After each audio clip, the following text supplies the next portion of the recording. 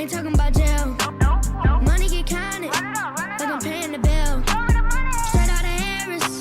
Straight out of Harris County. Ain't talking about Houston. I'm in Georgia with dogs and tigers. I'm from the county. Ain't talking about jail. Money get counted, like I'm paying the bill. Straight out of Harris County. Ain't talking about Houston. I'm in Georgia with dogs and tigers.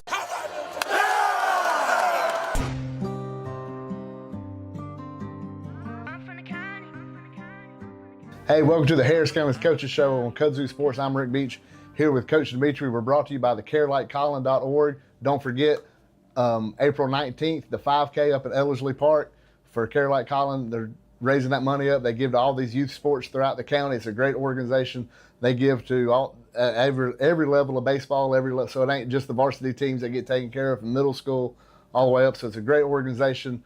Big fundraiser they're having on April 19th, so be sure to come out there. Hey, after that, Coach, it's not just Northside Week, it's another week of region games. What's the excitement level like around the school right now? It's always pretty fun right here, this time of the year. We had a big series with Central Carroll. Yeah. We're treating this one just the same. I think everybody in our region is really good, and we're going to treat it that way. So the kids are excited, but we got to play baseball on the field. So Stars Mill, Central, us, and Northside, all 9-0, going into a gauntlet of playing each other. So what's that been like for you as far as keeping the focus? Like, hey, these games were region games, but now these 9 are over, and now we got, pretty much a pennant race on our hands. Well, what happened was we got together from a coach's standpoint, and we all voted on the schedules that we wanted, laid it out there. Georgia High School didn't necessarily have anything to do with that. They just sat and said, all right, this is your region when you can start and stuff like that. So we got together and voted on it, and all the coaches in the region said this is how we want to do it. And there's pluses and minuses to it. The first part is you can see where you're at from the beginning, and we start so early too. That's another thing, and we can get rolling and get the guys with a little bit more experience, and then we lead into the bigger series, and we play some non-region stuff in between too to help out. So no, it's been really good with the way the schedule's laid out, and for everybody to get the pitching under them and get ready for the bigger series later. Yeah, it's always kind of not a point of aggravation. Northside's always been the first region series the last few years. So having not just that series, but having the better teams at the back end of it, knowing what's at stake, I think is big. And I've looked back last year, don't know how much you pull from it, the McIntosh series last year. McIntosh was, state runner-up the year before, had a lot coming back, lead undefeated in region play. Then y'all took 2 out of 3 from them to finish second in the region, which after the way last year started was a big enough deal. Yeah. So how much do you pull on that, saying, hey, look, we've been here before? A little bit. We got a new ball club this year. A lot of younger kids. So with the schedule like we were talking about, I think it's good to get them some games under their belt, get them used to varsity baseball, and then you can always fall back on that. But these kids have been through a lot of pressure situations. They understand baseball. They understand how to win. They've always won, and it's a little easier for them. You don't have to motivate as much. But you can't take anything away from last year's group. They showed up when they needed to, just like I think this year's group will too. Yeah, you talk about this group, and we'll go ahead and talk about this young group, freshmen and sophomores, because, Cold Angel played a little last year. Yeah. McEldoon played a good bit last year, but it seemed like they wasn't the focal point. This year you got freshmen and sophomores seem to be kind of the class that, we knew some of these freshmen were coming up. We knew about them when they Little League days. Sure. But I think how much of that winning they did then and since then, it seems like they've done this winning, and they kind of play themselves where they can't come off the field. Yeah, it helps. Like I said, when you know how to win and you compete and you're always in pressure situations growing up and stuff like that, then you can handle it a little bit better. Yeah. The biggest thing this year is, and I can give credit to even the older guys, it's we have more depth, so we have more competition, so they push each other a little bit harder in practice. So you can't always say, hey, I'm going to be the guy out there, because you may not be, because there are people that push each other day in, day out at practice. And it doesn't matter the grade. They can be the oldest kid on the team or the youngest kid on the team. They're there to push each other, and they've done a really good job of that. Yeah, I think something me and you've always said, that I know you don't like the name Kirby Smart, but hey, if you're good enough, you're old enough kind of deal does come in. Even in high school, if you're good enough, you're going to get on the field at somewhere. And, talk about the pitching. Now, coming into this year, we knew you had 3 starters that went to college last year. You had 4. Cole didn't get any offers, but he could have. Sure. So you're losing 4 really good starters. Coming in this year, it's kind of an unknown. And how, Dejan being a junior, you knew he was coming back, didn't know what role he would play pitching. But then JT and Caden JT Perkle, Caden, Dimitri coming in, and how that's changed your whole season around, knowing what you got. Yeah, I mean, the biggest thing with pitching is it doesn't matter if it's young, old, or they've got the experience, don't have the experience. As long as they're throwing strikes and they're able to pitch to contact and we can make the plays behind them, then confidence level goes up.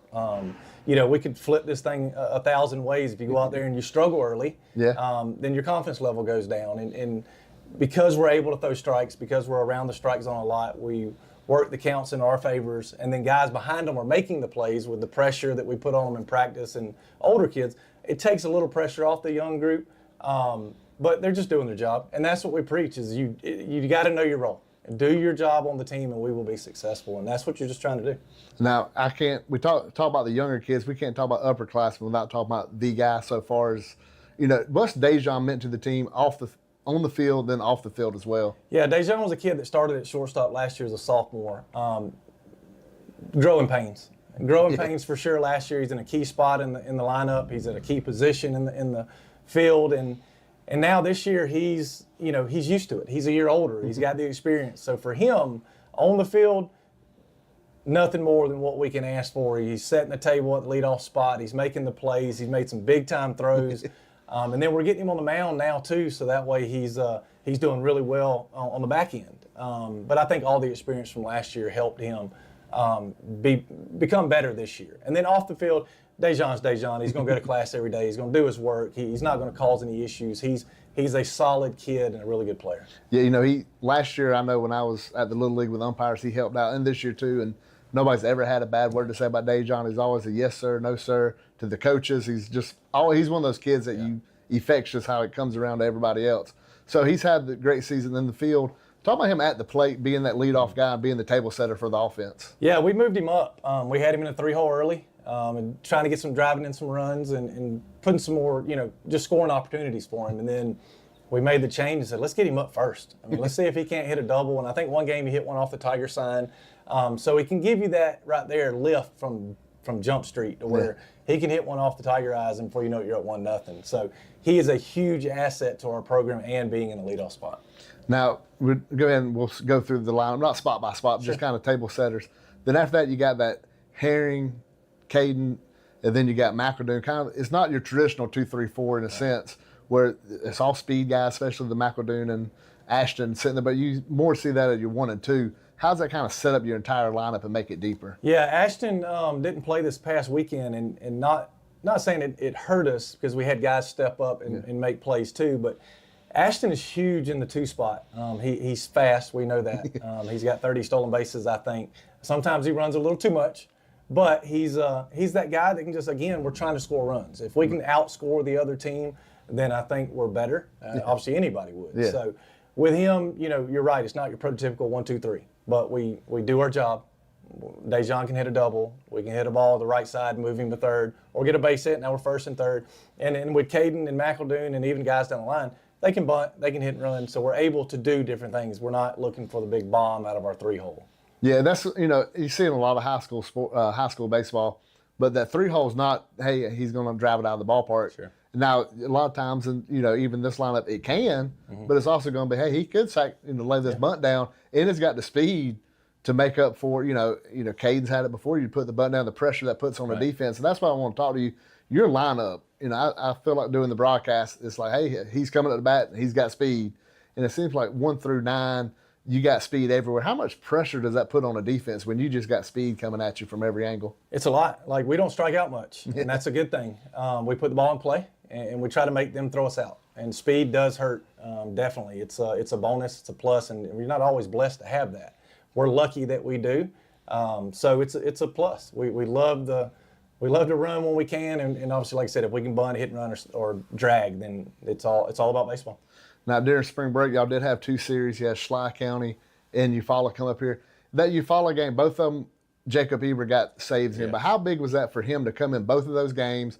He didn't come in to get it clean, and he came in a mess on his hands, and he slammed the door twice. How much did that help his confidence going into these last 2 series? Jacob is a competitor. He is somebody that did it all last year as a sophomore.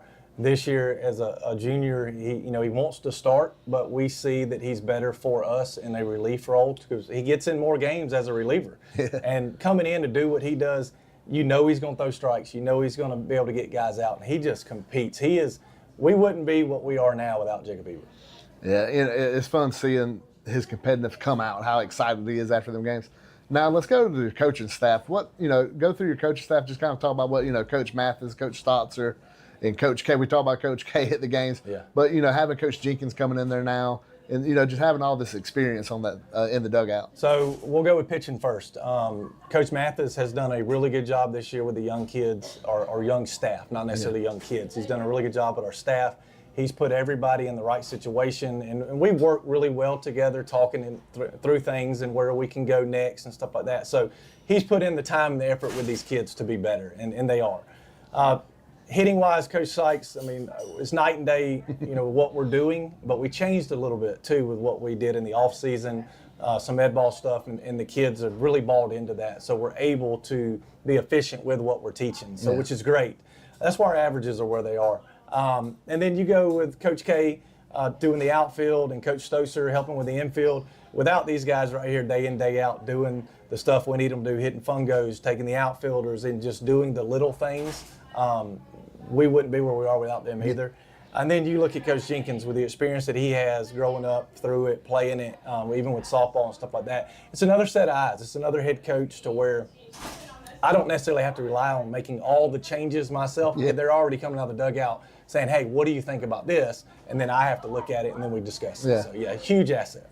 Yeah, it's been all these coaches. You look at the first year when you come through, look at any coach's first year, and you have some struggles coming in, and a lot of it was offensively and hitting-wise and catching the ball, basically, the errors that piled up last year, it seemed like. But it's a big difference. I think a lot of it go back to Dejon's confidence level at that key position.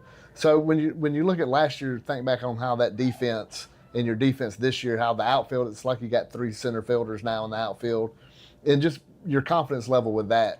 And I think it's time. I think we were really confident with last year's group too, but I don't think we had as much time with them to work and put in all our stuff with them to make them as good as they can be. Yeah. Because you got to think, when I got here in July, we had July, and then the season started, in February.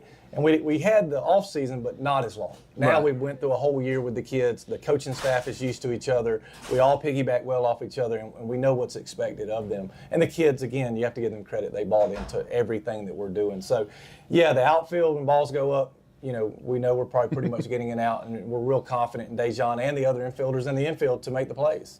Yeah, I always think a shortstop makes the infield go. If he has confidence, if he's making plays, it seems people easier to piggyback that. Now, we go in this series, we talk about the back end of this region schedule. What can people look at? What does Harris County need to do now to bring home that region championship? We preach 2 out of 3. If we can win the series, I think that's how you want to go at it from here all the way through the playoffs. No matter how you do it, you just have to get 2 out of 3. Yeah. And if we can do that, then we'll advance and move on. And, we'll leave everything else in other people's hands. We just need to take care of our business, and if we can do that, I think we'll be fine. Yeah, well, the way last week played out now, it does seem to be in our hands a lot more now than it did going into that. So, Coach, we got Northside at home on Thursday. Mm-hmm. So what do you want to tell the people now? Make sure they pack it out. Hey, softball set the standard for the Northside series with all the crowd they had, so we want to try to draw that same crowd out for baseball. Well, and that's what we told the kids today. This series is for everybody on the outside. Absolutely. It's for the fans. It's for the alumni. It's for everybody else that came through the program, that's a part of the program through the Little Leagues and everything else. This is for you. And if we can get you out here to support the kids on the field, then we're going to have a backing like no other, to where the kids now get a little bit more excited, maybe a little bit more focused on what's going on.